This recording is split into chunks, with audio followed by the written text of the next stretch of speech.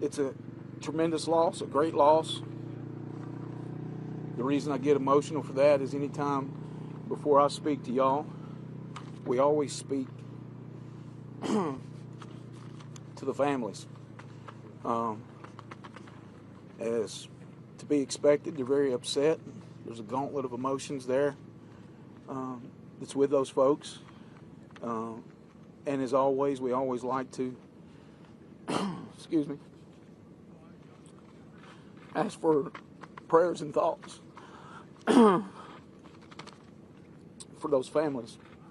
But as we move forward, we've had changes to this scene even this morning.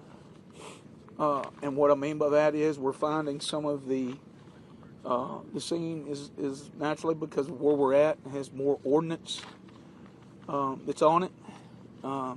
We're finding things that's more volatile as time has went, or as the explosion has damaged or influenced those ordnance in some way, form, or fashion. Part of the process yesterday that was so slow, we always want to be very transparent with you, but we've gone to extremes as working with the FBI and being able to do things with the phones and identify what phones went off at the time of explosion, trying to figure out everything inside the scene. I can tell you that we've had more than probably 300 people that's done very delicate, very methodical things inside the scene.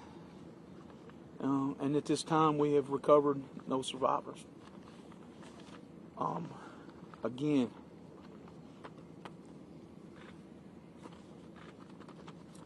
it's a great loss to our communities. Sheriff Kraft.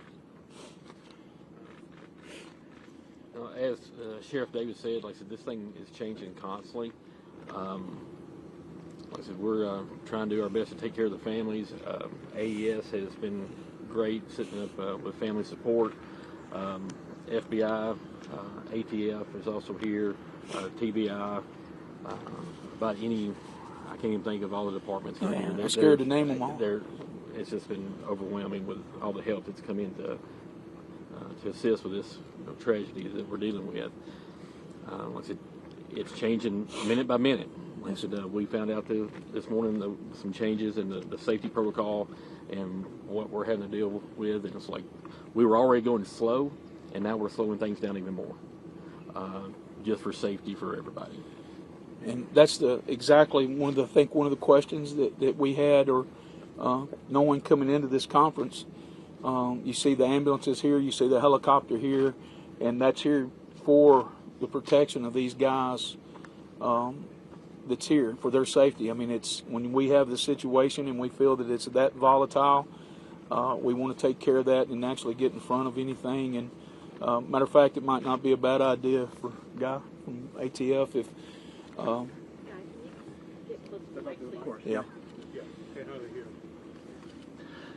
Morning, Guy McCormick. I'm a supervisory special agent with ATF here in Nashville. You want me to come over a little more? Okay, sorry about that. Appreciate the sheriffs and all the support they've given us. What we're doing out here today is we have a number of our certified explosive specialists, our bomb techs, with support from not only the troopers, who have been fantastic, but a number of other law enforcement agencies, and like the sheriff said, too many to name, and I'd be doing them a disservice if I try to name them all, up there helping us right now. In a situation like this, what we find is that when these explosives are subject to the event that took place, which is heat, the explosion, being thrown, pressure, they can change and they can become different than how we know them to act. So right now, all of our bomb techs, our explosive specialists,